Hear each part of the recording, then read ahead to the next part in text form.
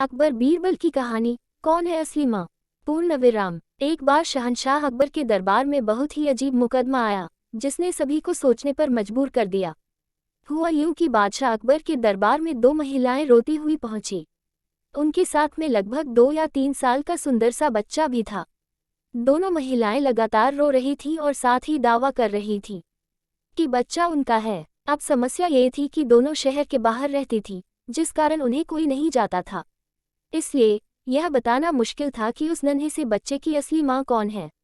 अब अकबर बादशाह के सामने मुसीबत आ गई कि न्याय कैसे करे और बच्चा किसको दे। इस बारे में उन्होंने एक एक करके सभी दरबारियों की राय ली, लेकिन कोई भी इस गुत्थी को नहीं सुलझा सका और तभी बीरबल दरबार में पहुंच गए। बीरबल को देखकर बादशाह अकबर की आंखों में मानो चमक आ गई हो। बीरबल के आते ही अकबर ने इस समस्या के बारे में उन्हें बताया। अकबर ने बीरबल से कहा कि अब तुम ही इस समस्या का समाधान करो।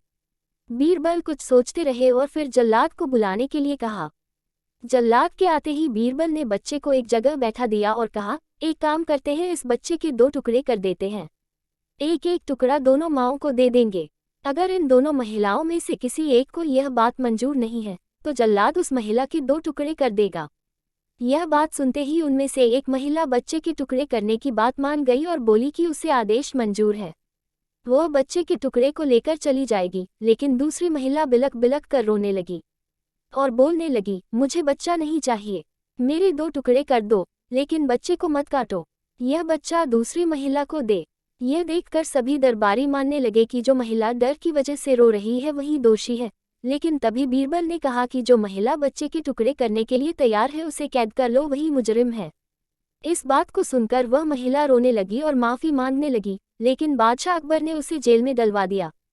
बाद में अकबर ने बीरबल से पूछा कि तुमको कैसे पता चला कि असली माँ कौन है?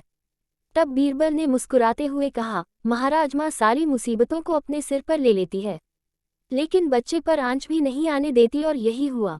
इससे पता चल गया कि असली माँ वह है जो खुद के टुकड़े करवाने के लिए तैयार है, लेकिन बच्चे के नहीं। बीरबल की बात सुनकर बादशाह अकबर एक बार फिर बीरबल की बुद्धि के कायल हो गए। कहानी से सीख, हमें कभी भी किसी दूसरे की चीज़ पर अपना हक नहीं जताना चाहिए। साथ ही हमेशा सच्चाई की ही जीत होती है और समझदारी से काम लेने पर हर समस्या का हल निकल आता है।